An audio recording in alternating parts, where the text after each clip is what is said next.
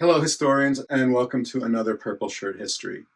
Today will be the depth study for World War II, which is a newer depth study, and it covers the actual events of the war, as opposed to what the core content does, talking about the lead up and then the effects after the war. Before we start talking about the war, please just take a second to like and subscribe to the video so other students all around the world can find it as well. Now sit back, relax, grab your notebook and a pen, and let's learn about the Pacific and European theaters of World War II. The Second World War in Europe and the Pacific, 1939, circa 1945. So, in this depth study, you should recall what you learned in the core content in Chapter 3, what was going on in the 1930s, and then this will be a natural progression after the end of Chapter 3. This will be our starting point, and we'll go all the way up towards the end of the war. And then when Chapter 4 begins, back in the core content, you can kind of slot these notes in to help you give a complete picture of this period of the 20th century. So let's get started. Lots to talk about. First question: extent of German conquest of Europe in 1940, invasion and surrender of France. This is a big one. So we learned in World War I that Germany tried for years and years to conquer France and never was able to. The blitzkrieg tactics through the Ardennes were able to get around the French defenses, and the fall of France was very sudden. It shocked everyone and gave Hitler a rousing victory, which was able to consolidate his support in the country and give the German people a great victory, saying they avenged World War I and the Treaty of Versailles. The Vichy government in France is the collaborator government with the Nazi regime. Vichy is a smaller town in western France. There's the Free French government under de Gaulle and the Vichy government under Pétain, who was a huge World War I hero, and this stains his legacy. He sees the Germans as more powerful or whatever his views were, and he chooses to collaborate with the Nazis. Dunkirk is the evacuation of the British Expeditionary Force. It saves the UK the bulk of their fighting men at the time, so the Germans mysteriously stopped short of Dunkirk. They had the tanks just miles away, but it is seen as Hitler's first kind of huge mistake of World War II, not trying to press the evacuating forces and cause a rout. But this is something that you can look up on your own. There's excuses for why they did that, though. They needed a rest after these huge pincer movements that they made into France. It wasn't consolidated, and so on and so forth. Do some research on Dunkirk, and was it possible for the Germans to wipe out the British forces there or not? The Dunkirk evacuation is a bit of a morale booster besides saving the fighting forces of the British men. You can check out that 2017 movie by Christopher Nolan called Dunkirk. It's a good movie. We can argue about the historical accuracy of it all, but it's definitely worth a watch in my opinion. German plans to invade Britain, Operation Sea Lion. With Britain alone in Europe at the time, remember there's no American forces in World War II, there's no Soviet forces. The Soviets are actually allied with Nazi Germany in this non-aggression pact. Germany has a free hand to try to invade Britain for the first time since 1066, so that's quite the long time. In order to do so, they needed to establish air superiority, so we see the Battle of Britain and its consequences, and the Germans were never able to control the skies. Hermann Goering is the head of the Luftwaffe, and he assures Hitler he can take control of the skies over Britain using bases in Norway and France, in the Low Countries. But the British have a few aces up their sleeve. One is radar. Operational military radar is basically brand new at this time, and the British use it to great effect to scramble their fighters, the legendary Spitfires and Hurricanes, up and down the coast from Scotland down to London. And we see that the British are able to intercept bombers and fighters over the channel. And the RAF, the Royal Air Force, is exceptionally skilled at using their planes to target Luftwaffe fighters. There are many mistakes by the Germans here as well. The range of the bombers and the fighter escorts were not paired up.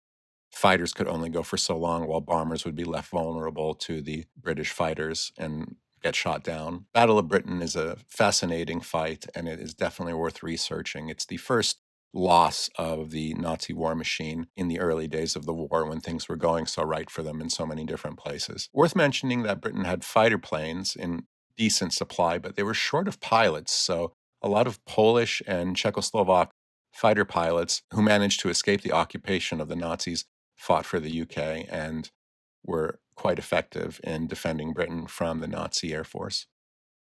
Operation Barbarossa and initial Nazi successes. Operation Barbarossa is the invasion of the Soviet Union. It is the greatest invasion force in history up to this recording. 3 million men from Finland down to Romania are invading the Soviet Union, and there's massive initial successes. The Nazis destroy entire armies, not divisions, not smaller units, but armies. Why are they able to do this? Because Stalin is ignoring everybody telling him that Hitler is going to attack him. He decided to trust Adolf Hitler, who wrote in a book previously that he was going to destroy the Soviet Union. So make of that what you will.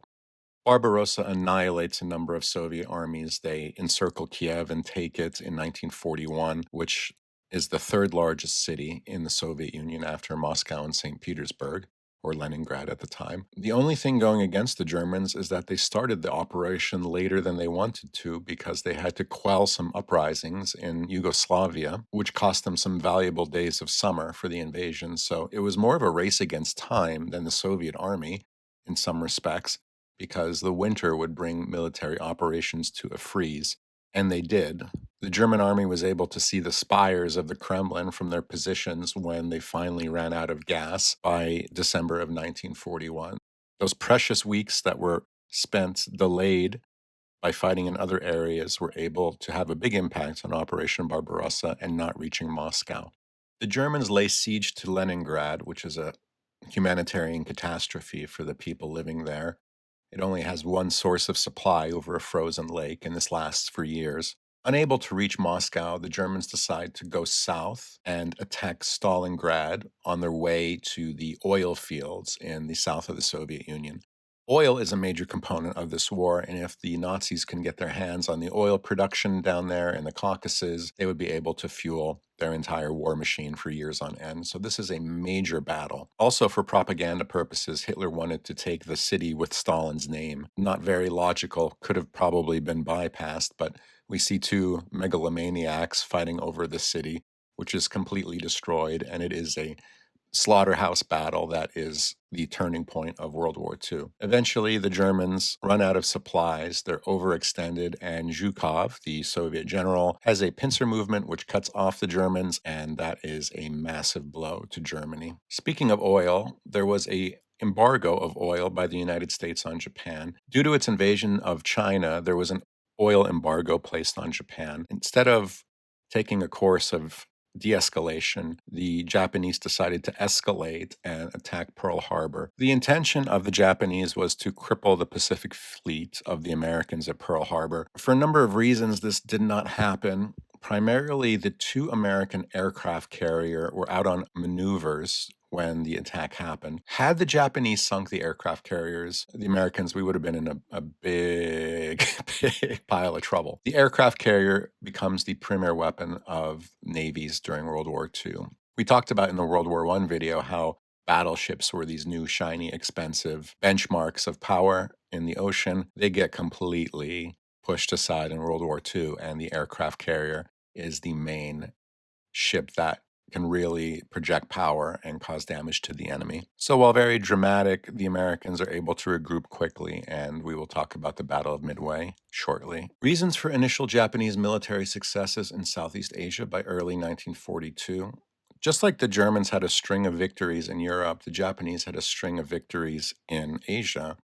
We can look at Indochina, so Vietnam, Hong Kong, Singapore, almost all the way down to Australia. The Japanese are expanding rapidly. It looks great on a map, but in reality, it was a terrible strategy to attack everyone, everywhere at all times.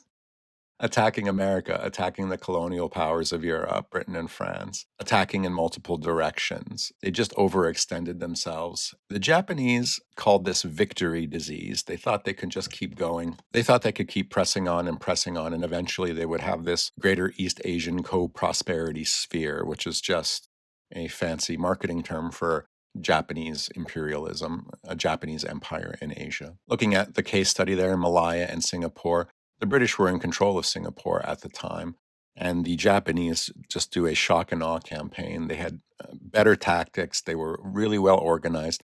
Remember, the Japanese had been fighting in China for over 10 years now. This should not be underestimated. So they had operational experience, whereas the British, this is the first time they get an opponent who is equally matched to them and also has a lot more fighting experience. Look at the case studies from Malaya and Singapore and see how these Japanese victories affected the outcome of the early days of the war. The Battle of Midway and its impact. I love the Battle of Midway. I'm going to put the link to a really good video explaining the Battle of Midway. I'll recommend to you a book called Shattered Sword, which is a minute by minute play by play of the battle, which is insane. So it's just from so many different angles a fascinating study. If you like military history, if you don't like military history, if you just want to see how cause and effect and all of these different factors in warfare can play out that lead to one side being victorious or the other, I really recommend learning about the Battle of Midway. Remember, it's only about 6 months after Pearl Harbor. The Japanese look very strong. The Americans are caught completely flat-footed. They have inferior airplanes. They have less aircraft carriers than the Japanese. The Japanese have 4 state-of-the-art aircraft carriers, but the Americans have intelligence, intercepted radio communication, so they know exactly where the Japanese are going, what they're doing. All their cards are on the table. And the man who really makes this all come into play on the American advantage is Admiral Chester Nimitz. Nimitz is just a brilliant tactician. He's a great military man, and they actually have named an entire class of ships in the U.S. Navy after him. He's such a hero. The Americans sink 4 aircraft carriers of the Japanese, the Akagi, the Kaga, the Soryu, and the Hiryu.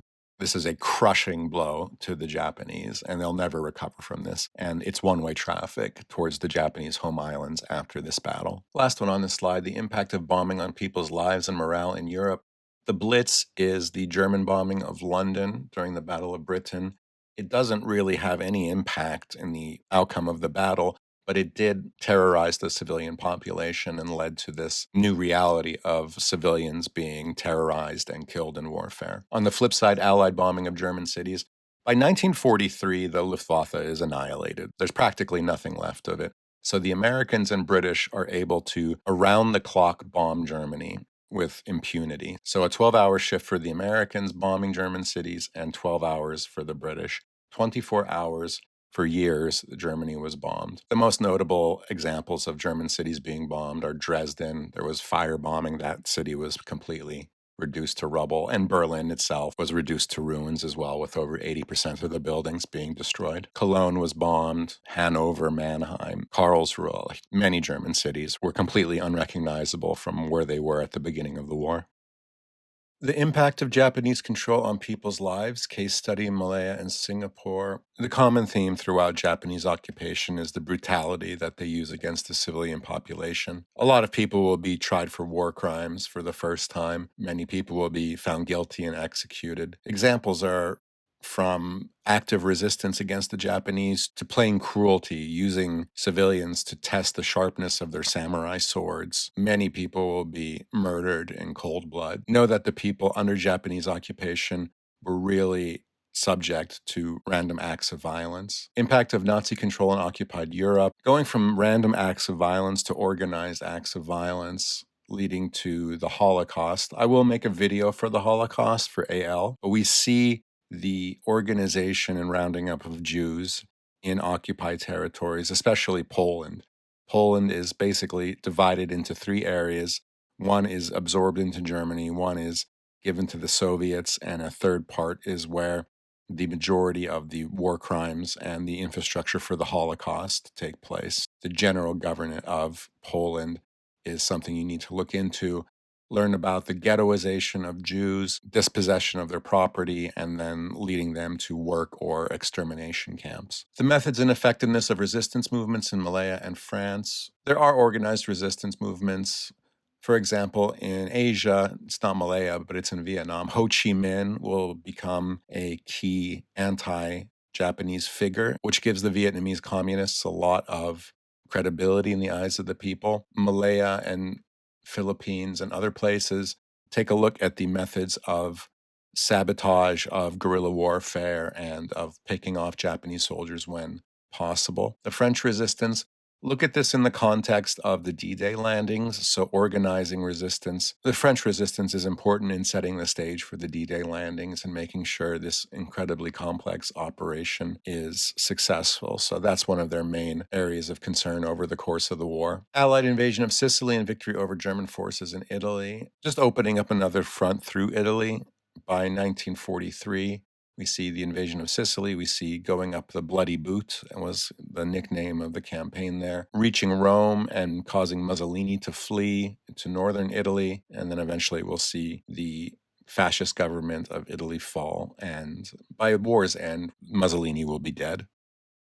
The collapse and surrender of Nazi Germany in 1945. It's obvious that the war is lost. You can argue even as early as 1943, but the Nazis will fight to the bitter end. The D-Day landings and advance to Germany. D-Day is the largest amphibious operation ever successfully done. On the way to Germany, there's one last major counteroffensive by the Germans called the Battle of the Bulge in the winter of 1944-45, but that's dealt with, and Allied forces are in Germany by early 1945. The Russian advance from the east. Know about the Lend-Lease program? The Soviets received billions of dollars of aid in today's money for things as simple as socks and boots, up to jeeps and artillery pieces. This allowed the Soviets to make massive gains. Unfortunately, every territory that they liberated from the Germans was then subsequently replaced by an occupation of places like Poland, Czechoslovakia, Hungary, and this occupation will set the stage for the Cold War. The reasons for the defeat of Japan: once America was involved in the war, Japan really didn't have a chance.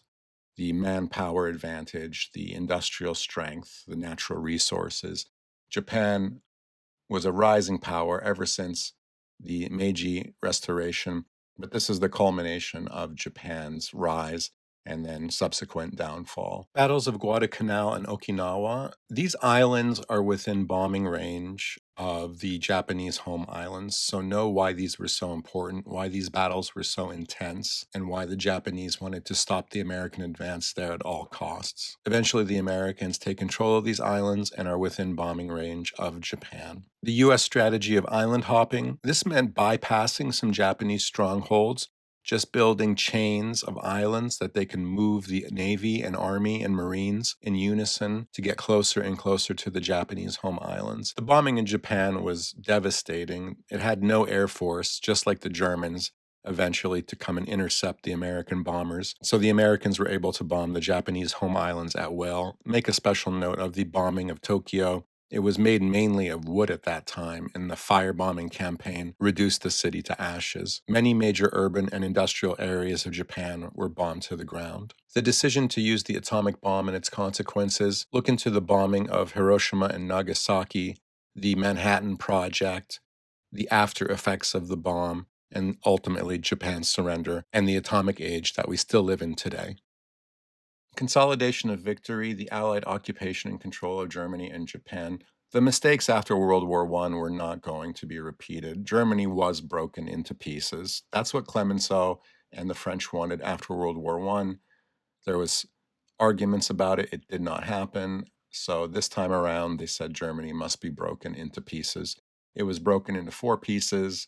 3 of them consolidated into West Germany eventually, and then the eastern part became East Germany. Japan was under full American occupation. The Constitution of Japan was written by the Americans. General Douglas MacArthur was the shogun, the American shogun, the person in charge of Japan in the occupation period.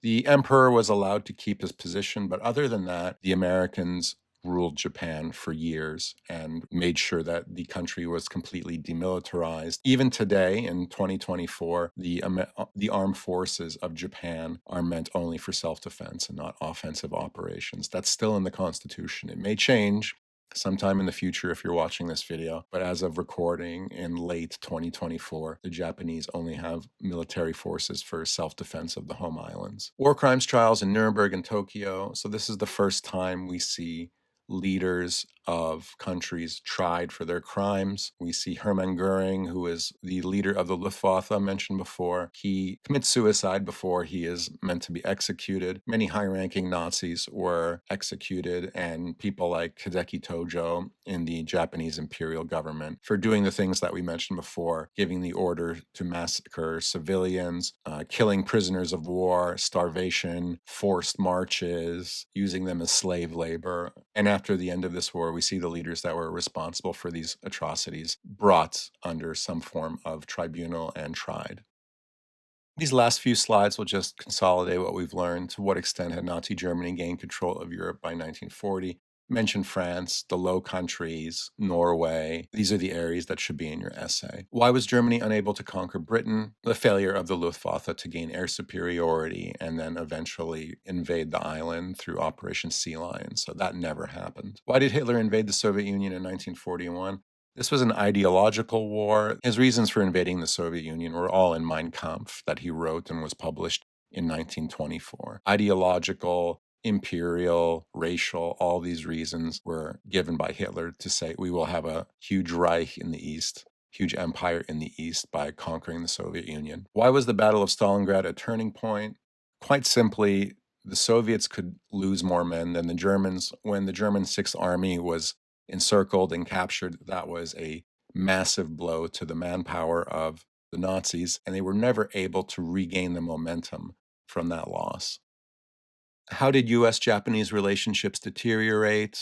Mainly because of the Japanese aggression in China, and the Great Depression also played a role. The lack of loans, the lack of business, the trade barriers to Japan were also key in splitting the Japanese and the Americans during the 1930s. How successful was the Japanese attack on Pearl Harbor? It seemed like a gigantic success. The US was caught completely unaware. The torpedoes the Japanese tested to deal with the shallow waters around Pearl Harbor worked excellently and sunk a lot of ships. But as we mentioned, these battleships did not make a lot of difference in World War II. It was aircraft carriers that were the key element of both navies. So you can temper the success of Pearl Harbor with the aircraft carriers not being there and then eventually spearheading the charge in the Battle of Midway. Why were the Japanese successful in the initial stages of the war? I would attribute this to the experience they gained in China. So they had a lot of practice operationally. They had good technology. They had good research and development. They had good weapons, good airplanes. The Zero, the Mitsubishi Zero, yes, the Mitsubishi that makes cars today, made the Japanese fighter planes. So they had a lot of strengths, and they leveraged that with an absolute disregard for death. So we can mention kamikaze pilots. We can mention suicidal attacks. They did not want to be captured, so a Japanese soldier would put a grenade on themselves and blow up a number of enemy combatants. There was a fanatical sense of fighting by the Japanese during the whole course of World War II. Why was the Battle of Midway a turning point? Because the Americans sunk a lot of Japanese aircraft carriers. Yes, they were. We mentioned the 4 aircraft carriers. They take years to build, so it's not like you can replace them immediately. These take years to build, so they can't immediately be replaced. The sailors that went down on those ships were highly trained as well, and this just opened up the gates for America to go on their island hopping campaign, which would eventually lead to all the way up to the home islands of Japan. What was the impact on civilians of the bombing of Britain 1940-41 and Germany 1943 to 1945? Remember, this is the first war with real air power. There were theories by people like Curtis LeMay who said, if you bomb the enemy enough, it'll break their will, they'll stop fighting, and you'll win the war. This turned out not to be true. It didn't make the adversaries want to give up, it just left them kind of numb or even more determined to fight on. So, massive bombardment of civilian populations did not affect the war the way it was intended or drawn up by the generals and people in the air forces of the time. How did Japanese control impact people's lives? In China, there was a number of massacres, Nanking being the most famous or infamous one of them. There are civilians being killed by the Japanese in all of these occupied territories, in Burma, in Malaya, Singapore, all over Asia. So even Australians and Americans that were captured as POWs would be executed or starved to death. The areas of Japanese control could be very deadly for the people in those occupied areas. What were the experiences of civilian populations in Nazi-occupied Europe? They varied more than in the Japanese case. So if you were in France or Denmark or places like that, the Nazi occupation was not as brutal due to their racial theories. However, if you look at the Slavic areas or places that had Jewish populations, those areas were much more intense and much more deadly for the civilian population. So look at each country on a case by case basis and see how the Nazis treated those particular people in that country. How effective were resistance movements in Europe and Asia Pacific? Again, give details and evidence of the country you're talking about. In France, in Germany itself, in Italy, all over Europe, there were resistance movements, but it's up to you to give specific examples and explain how effective they were. Asia Pacific, again, it's mainly the communists. So we mentioned Ho Chi Minh, communists in China, in Korea, in Vietnam, all the places that become communist countries eventually after World War II. They gained a lot of prestige during the war and their anti Japanese activities. It gives the Allies another front against Germany. Stalin really demanded a second front be opened up because the Soviet Union were sustaining most of the casualties during this phase of the war after Operation Barbarossa till the end. This keeps the Allies together up until victory. Why was Nazi Germany on the point of collapse by April 1945? The Soviets are just steamrolling towards Germany. It has no more air force. The Allies are bombing it day and night. It has no manpower reserves to call up. Young boys and old men are fighting in the German army by 1945. It's over. They really have no more cards to play.